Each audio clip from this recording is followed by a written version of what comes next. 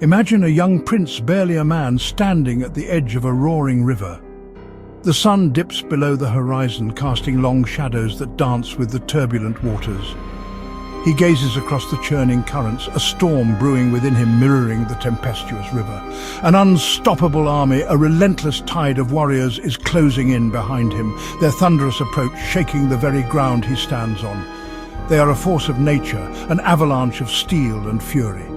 This is not just a legend whispered through the ages, it's the true story of Prince Jalaluddin and the legendary Genghis Khan, a clash of titans that would echo through history.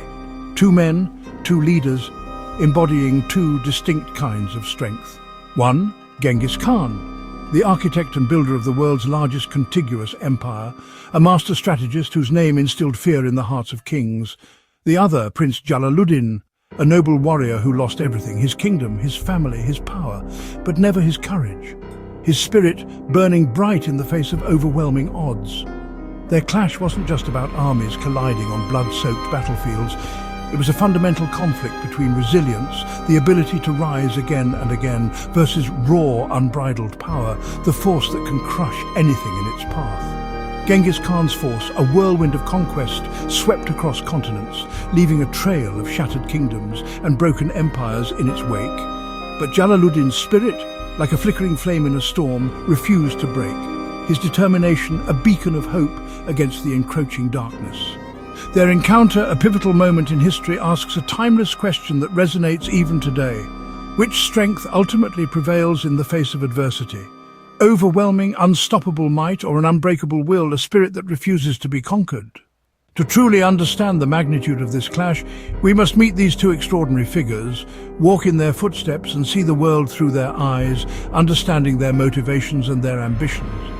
We'll journey from the vast, windswept plains of Mongolia, the birthplace of a conqueror, to the opulent heart of the Khwarezmian Empire, a center of culture and learning, where these two destinies, seemingly on different paths, inexorably collided. This is not just a battle of swords and shields, a clash of armies on a physical plane, but a profound collision of worlds, of ideologies, and of legacies that continue to shape our understanding of courage, power, and the enduring spirit of humanity.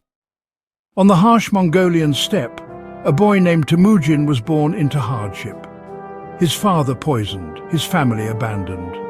Temujin learned to survive through strength, cunning and unity, eventually uniting the Mongol tribes. He built an army like a living machine, disciplined, fast and deadly. In 1206 he became Genghis Khan, the universal ruler. His warriors, expert horsemen and archers, struck with terrifying speed and coordination. Genghis Khan's empire stretched from the Pacific to the Middle East, built on loyalty and ruthless strategy. He was more than a conqueror. He was a master of organization and command. Now his gaze turned west, toward the rich Khwarezmian Empire, Jalaluddin's homeland. Far from Mongolia, the Khwarezmian Empire thrived. Cities like Samarkand and Bukhara were centers of culture and wealth.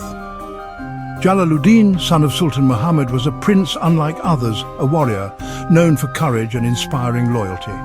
While his father ruled with suspicion, dividing his armies, Jalaluddin led from the front, earning the title Lion of Khwarezm. The empire's fatal flaw was its lack of unity. Its strength was a facade. When crisis came, this weakness would be exposed. Jalaluddin's strength was personal and fiery, not systemic. He was not yet a king, but he was ready to fight for his homeland. The stage was set, Genghis Khan's disciplined force versus Jalaluddin's defiant spirit.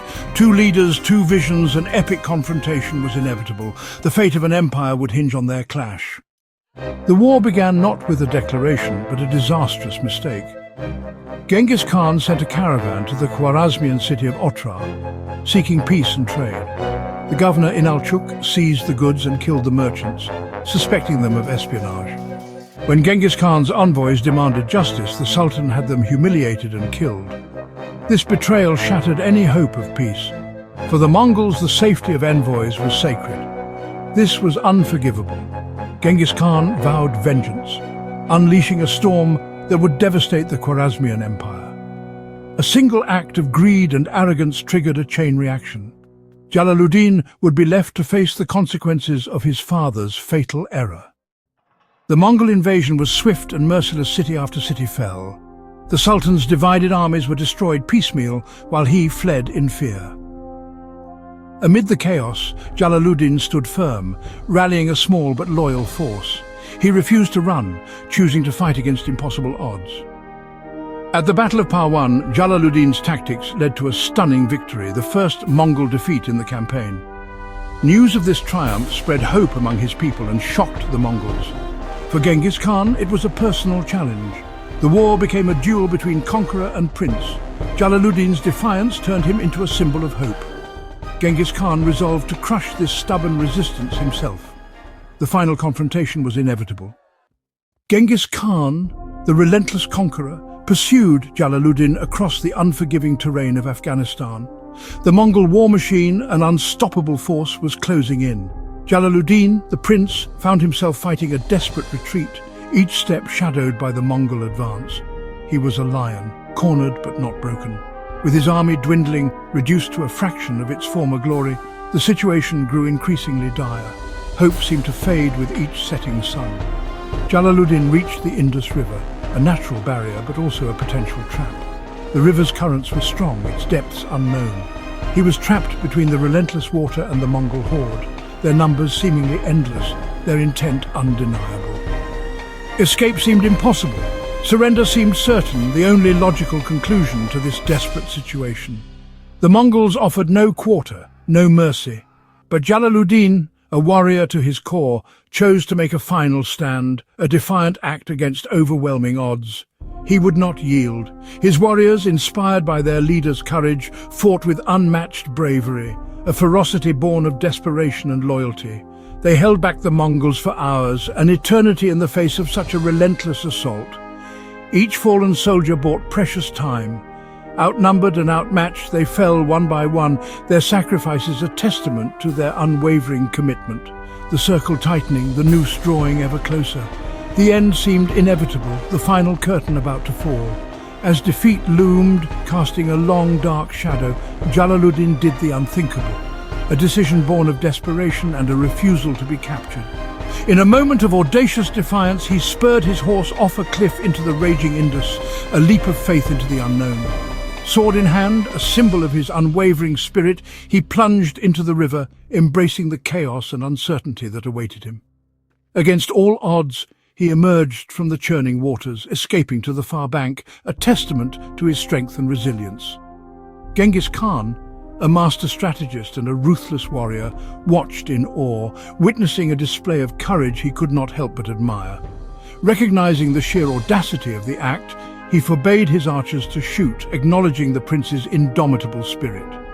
Jalaluddin had lost his army and kingdom, his power stripped away, his dreams seemingly shattered. But he had not lost his freedom, the most precious of all possessions. He was free. His leap became legend, a tale whispered through generations, a symbol of defiance against tyranny, a symbol of defiance, a beacon of hope in the darkest of times, a testament to the power of the human spirit.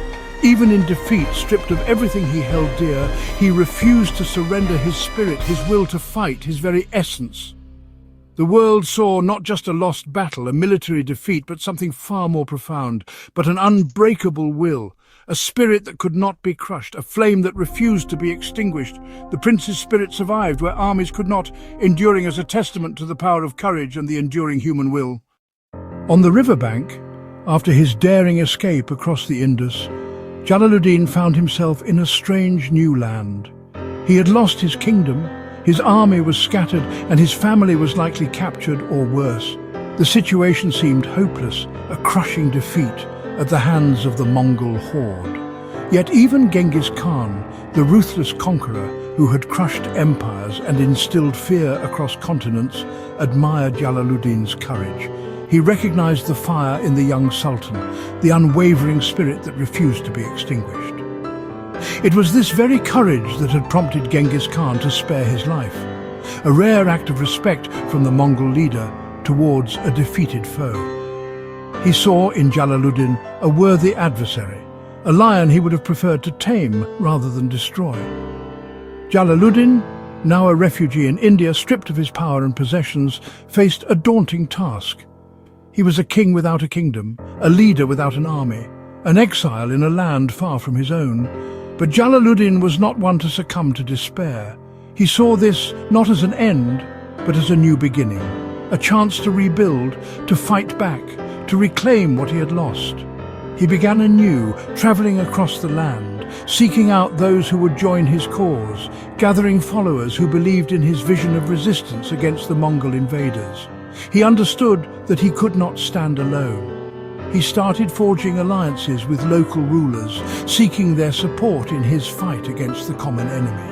And so Jalaluddin continued fighting on, engaging in skirmishes and battles, harassing the Mongol forces and disrupting their advance.